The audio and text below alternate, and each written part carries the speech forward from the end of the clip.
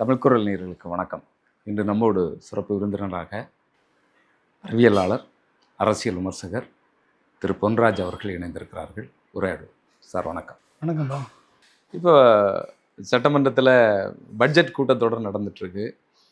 உதயநிதி ஸ்டாலின் எதிர்க்கட்சி தலைவரை சட்டமன்றத்துக்கே வர விடக்கூடாது அப்படிங்கிறதுக்கான திட்டமிட்டு தான் அவரை கைது பண்ணாங்களா? 9 வழக்குகள் போட்டிருக்கு. எல்லாம் பார்த்தா ஒரு அநியாயமான பிரிவுகளாக இருக்குது. சர்ச்சை பேசினதுக்கு எப்படி பார்க்குறீங்க சார்? அதாவதுங்க, திரு ஜோசப் விஜய் தலைமையிலான தாவேக அரசுக்கு குற்றம் செய்தவர்கள் எல்லாருமே தாவேக பக்கம் இருக்கான். சுட்டி காட்டுறவன் அத்தனை பேர் எதிர்கட்சியாக இருக்கான். குற்றம் செய்தவனை எல்லாம் எந்த கேஸும் போடுறதில்ல, எந்த இதுவும் பண்ணுறதில்ல. ஆனால் அதை சுட்டி காட்டுறவன் மேலே 10 பிரிவுகளில் வழக்கு, 8 பிரிவுகளில் வழக்கு, 9 பிரிவுகளில் வழக்கு, 6 பிரிவுகளில் வழக்கு என்று வழக்கு போட்டு பழிவாங்கும் நடவடிக்கையை மட்டும்தான் மிஸ்டர் ஜோசப் பண்ணிகிட்ருக்காரு. புரிஞ்சுட்டிங்களா? ஸோ அப்போ என்ன அது அப்படின்னா இவர்களை விட, அதாவது பெண்களை எவ்வளவு தூரம் இழிவாக பேச முடியுமோ அவ்வளவு தூரம் இழிவாக பேசி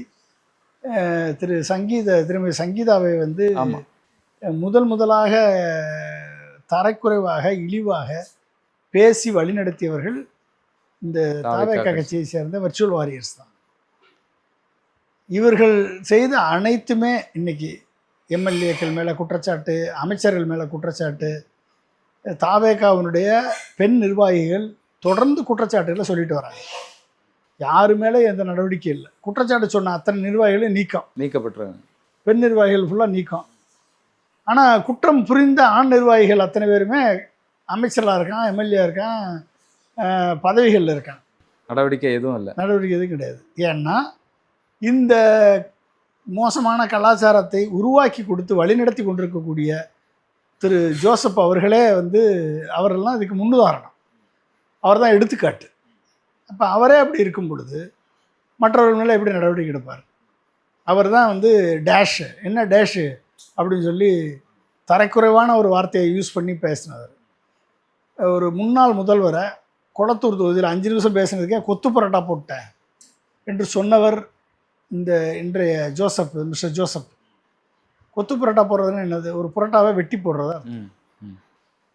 அப்போ முன்னாள் முதல்வரை கொத்து பரோட்டா போடுறேன்னு சொன்னால் அதுக்கு பேர் என்ன அர்த்தம்? கண்ட துண்டமாக வெட்டி போட்டேன்னு அர்த்தம். இப்படிப்பட்ட ஒரு பேச்சை ஒரு முதல்வர் பேசலாமா? அவர் மேலே எந்த நடவடிக்கை எடுக்கலை.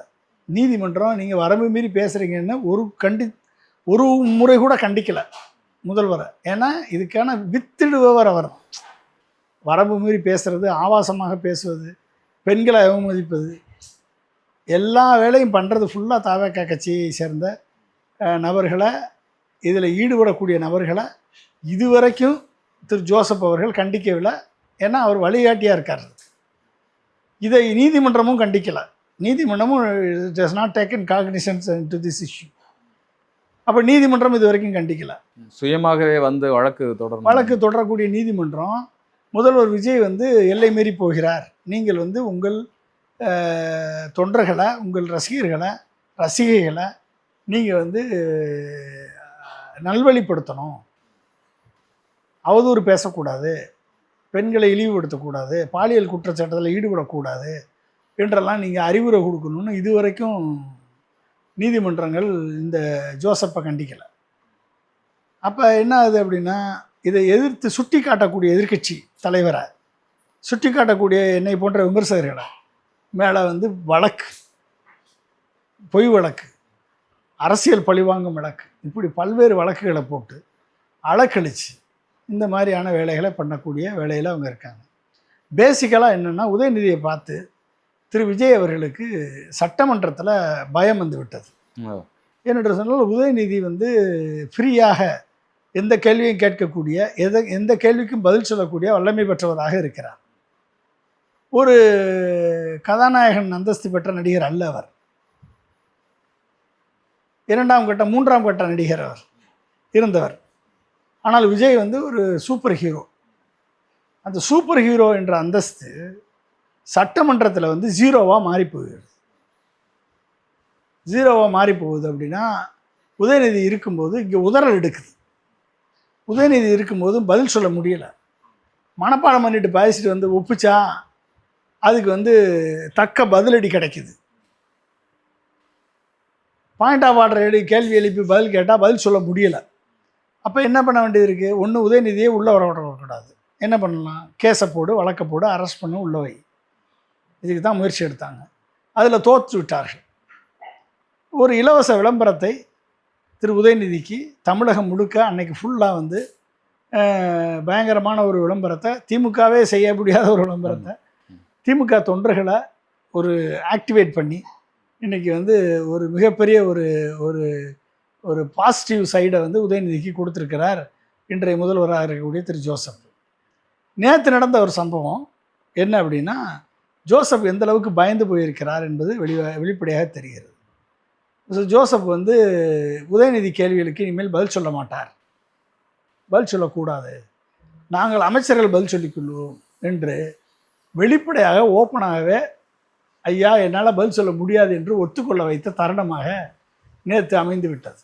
யார்? ஆதவர்ஜுனா செங்கோட்டையன்ட்ட சொல்கிறாரு, அவை முன்னவரான நீங்கள் இனிமேல் ப்ரப்போஸ் பண்ணுங்கள், நீங்கள் வந்து உதயநிதிக்கு எதிர்க்கட்சி தலைவர் கேள்விக்கு முதல்வர் பதில் சொல்லக்கூடாது, தேவையில்லை. இது வரைக்கும் நம்ம அவர் பதில் சொல்லி டெய்லி பதில் சொல்லுறது மாதிரி இல்லை. இது இந்திய வரலாற்றிலேயே இது வரைக்கும் இல்லாதது. அப்போ எந்த அளவுக்கு பயந்து போயிருக்கிறார்கள் என்பது மட்டும் நல்லா தெரியுது. எனவே வந்து அவர்களுக்கு உதயநிதியை கண்டால் உதறல் எடுக்கிறது. அப்போ உதயநிதியை கண்டால் உதறல் எடுக்கும் பொழுது உதயநிதி இருக்கக்கூடாது என்று நினைப்பதில் எந்த விதமான அது நியாயமான உள்நோக்கமாக தான் நமக்கு தெரிகிறது. அந்த உள்நோக்கம் உதயநிதி இருந்தால் இங்கே வந்து வண்டி செல்ஃப் எடுக்காது, செல்ஃப் ஸ்டார்ட் ஆகாது. அப்போ வந்து அதை பாதுகாப்பதற்காக இனிமேல் உதயநிதிக்கு நாங்கள் பதில் சொல்ல மாட்டோம் என்று ஆதவர்ஜுனா வைத்து பேச வைத்திருக்கிறார் திரு ஜோசப் அவர்கள். எனவே இனிமேல் உதயநிதிக்கு பதில் சொல்ல மாட்டார், யாருக்குமே பதில் சொல்ல மாட்டார். உதயநிதிக்கே பதில் சொல்லலாம், யாருக்கு பதில் சொல்ல போகிறாரு? பதில் சொல்ல மாட்டார். எழுதி கொடுத்ததை வாசிப்பார், 110 விதியின் கீழே படிப்பார், இல்லைன்னா வந்து மனப்பாடம் பண்ணிட்டு வந்து ஒப்பிப்பார், இல்லைன்னா ஒரு சினிமா நடிகர் மாதிரி ஆக்ஷன் எடுப்பார். இதான் நடக்க போகுது, வேறு என்ன நடக்க போகுது? இல்லை, கடந்த 50 ஆண்டுகளாக இந்த முறை தான், இந்த வருடம் தான் தமிழகத்திற்கு காவிலேருந்து மிக குறைவான தண்ணீர் வந்திருக்கு அப்படின்னு சொல்லி இந்து நாளேடு ஒரு செய்தி வெளியிட்டிருக்கிறாங்க. டெல்டா பகுதிகளெலாம் கொதிநிலையில் இருக்குது, தண்ணீர் இல்லாமல் வறட்சியால் ரொம்ப கஷ்டப்பட்டுருக்குறாங்க மக்கள். ஒரு கொந்தளிப்பு தாவேக்காவுக்கு எதிராக உருவாகக்கூடியதை மடைமாற்றுறதுக்காக இப்படி ஒரு வேலை. மடைமாற்றுறதுக்கு தான். நீங்கள் வந்து ஜூன் 12 அணை திறக்கலை. ஜூன் மாதம் வர வேண்டிய 9 டிஎம்சி வரலை. ஜூலை மாதம் வர வேண்டிய 30 டிஎம்சி வரலை. இந்த 2 மாதமும் திரு ஜோசப் தூங்கிட்டு இருந்தாரா? யார் அப்ரோச் பண்ணாரா? கர்நாடக அரசு அப்ரோச் பண்ணாரா? காவிரி மேலாண்மை அத்தாரிட்டி அப்ரோச் பண்ணாரா? பண்ணலை. ஆனால் முறையாக எல்லாம் நாங்கள் செஞ்சுட்ருக்கோம். என்ன முறையாக? நிர்மல்குமார் என்ன 2 மாதமாக என்ன செஞ்சீங்க? நிர்மல்குமார் தான் வந்து நீர்வளத்துறை அமைச்சரா? நீர்வளத்துறை அமைச்சர் எங்கே இருக்கார்? புஷ்யானந்த். நீர்வள கேள்வி கேட்டால் எதுக்கு ஓடுறாரு? பின்னங்கால் பிடரில் அடிக்க ஏன் ஓடுறீங்க? சிரிச்சுக்கிட்டே ஏன் ஓடுறீங்க? பதில் இல்லையா உங்களுக்கு? உங்களால் பதில் சொல்ல முடியும், எதுக்கு அமைச்சரவை பதவியில் இருக்கீங்க? அப்போ நீங்கள் வந்து 2 மாதமாக என்ன பண்ணீங்க? சரி, சென்ட்ரல் வாட்டர் கமிஷன் அத்தாரிட்டிகிட்ட வந்து முறையிட்டீங்களா? இல்லை அவங்க முடியாது அப்படின்னா சுப்ரீம் கோர்ட்டை அப்ரோச் பண்ணீங்களா? 2023 இதே சுச்சுவேஷன் வரும்பொழுது உடனடியே சுப்ரீம் கோர்ட்டை அப்ரோச் பண்ணி தண்ணி திறக்க வைத்தவர் தானே திரு மு க ஸ்டாலின். ஏன் அதை பண்ண முடியல? உங்களால் பண்ண தெரியலையா? இல்லை அதிகாரிகள் சொல்லலையா? இல்லை உங்கள் நீர்வளத்துறை அமைச்சருக்கு ஜனநாயகன் படத்தில் டிக்கெட்டு புக் பண்ணுறதுல பிஸியாக இருந்துட்டாரா? என்ன பிரச்சனை உங்களுக்கு? அப்போ விவசாயிகள் பிரச்சனை உங்களுக்கு முக்கியமாக தெரியல, விவசாயிகளை பற்றி உங்களுக்கு கவலை இல்லை. இங்கேருந்து 14 பேர் கொண்ட டீம் போகிறேன்னு சொன்னீங்களே, நீங்கள் வராதுன்னு சொல்லி திருப்பி அனுப்பிட்டானே அவன் கர்நாடகாக்காரன். கர்நாடகா சிஎம் வந்து நீங்கள் வராதீங்கன்ட்டார். இதை விட வேறு அவமானம் என்ன இருக்குது? கர்நாடகா சிஎம் உங்களை ஒரு டேஷுக்கு கூட மதிக்கலைன்னு தானே அர்த்தம். கபினி அணையிலேருந்து தண்ணீர் ஏன் திறந்து விடப்பட்டது? மழை அதிகமாக பெஞ்சிருச்சுங்க. டேம் இனிமேல் கொள்ளளவு தாங்காதுன்றதுக்காக மழை அதிகமாக பெஞ்சாலும் ஆட்டோமேட்டிக்காக திறந்து விட்ருவான் அவன். ஆமாம், திறந்து விட்ருங்க. அந்த தண்ணி இது நாள் வரைக்கும் அந்த 50 ஆண்டுகளில் வந்த தண்ணியை விட கம்மியாக வந்திருக்குன்னு ஹிந்து ரிப்போர்ட் பண்ணியிருக்கு. இதை விட வேற என்ன அவமானம் வேணும், வேற என்ன இது வேணும் சொல்லுங்க. இப்போ காவிரி டெல்டா விவசாயிகளுக்கு ஓகே ஒட்டுமொத்த துரோகத்தையும் விளைத்து விவசாயிகளுடைய நலனை கிஞ்சித்து மதிக்காத ஒரு அரசாக திரு ஜோசப் விஜய் அரசு இருக்கிறது என்பதுக்கு இதை விட வேற என்ன உதாரணம் இருக்கு? நீங்கள் என்ன தான் பட்ஜெட் போடு, எல்லா பட்ஜெட்டுமே வந்து ஒரு கல்யாண வீட்டில் ஒட்டுமொத்த கல்யாண வீட்டுக்காரங்களுக்கு ஒரு பிரியாணி தட்டை எடுத்துகிட்டு போய் எல்லாரும் ஆளுக்கு ஒரு பருக்கை சாப்பிடுங்கன்னு சொன்ன மாதிரி இருக்கு.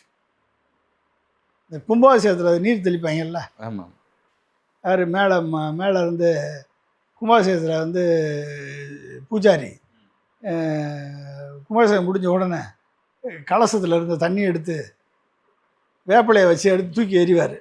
எரியும் போது எல்லாருக்கும் மேலே லேசாக போடும். அது மாதிரி பட்ஜெட் இருக்கு. கேபிட்டல் எக்ஸ்பெண்டிச்சருக்கு ஒன்றும் இல்லை.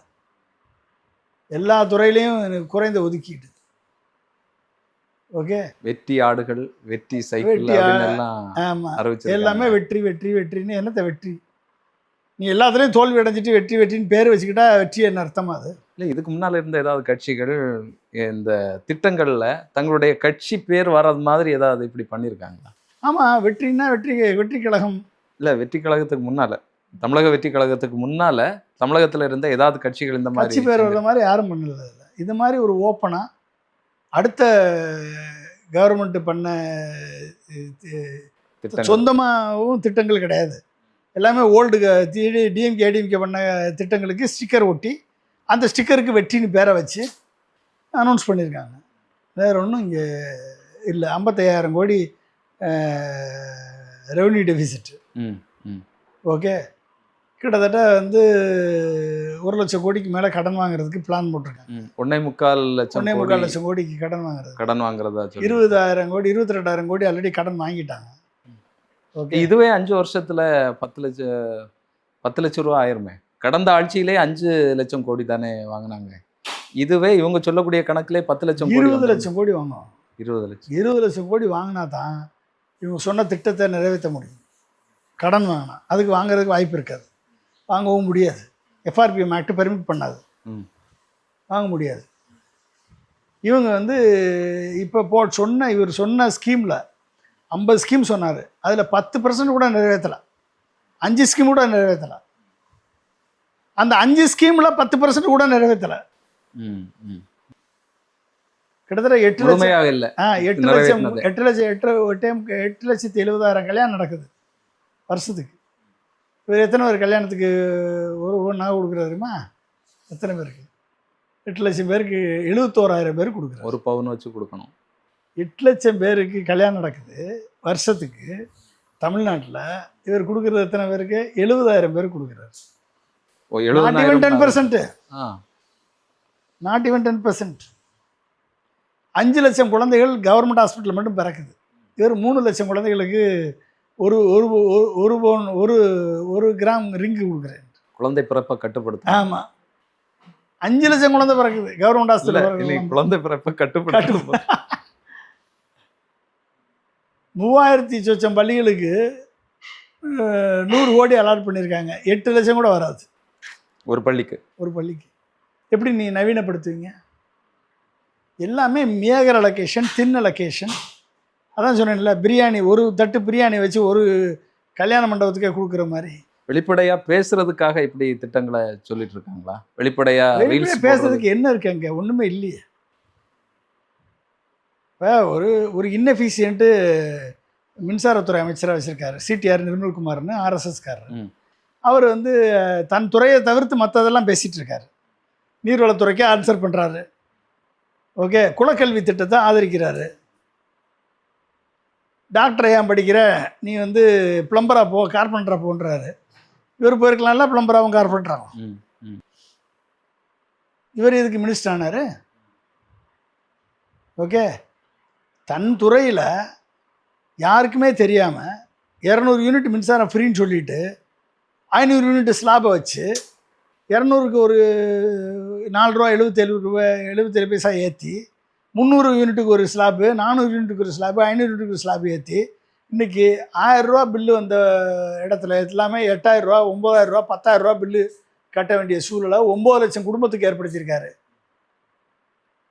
ஒட்டு மொத்தமாக கரண்ட்டு 2031 தான் சரியாகுமா, இன்றைக்கி பட்ஜெட்டில் சொல்லியிருக்காங்க. 2031 வரைக்கும் கரண்ட்டு கட்டு இருக்குன்றாங்க. அப்போ எப்படிப்பட்ட இன்னெஃபெக்டிவ் ஒரு மினிஸ்டர் வந்து திரு ஜோசப் வச்சுருக்காருன்னு பாருங்கள்.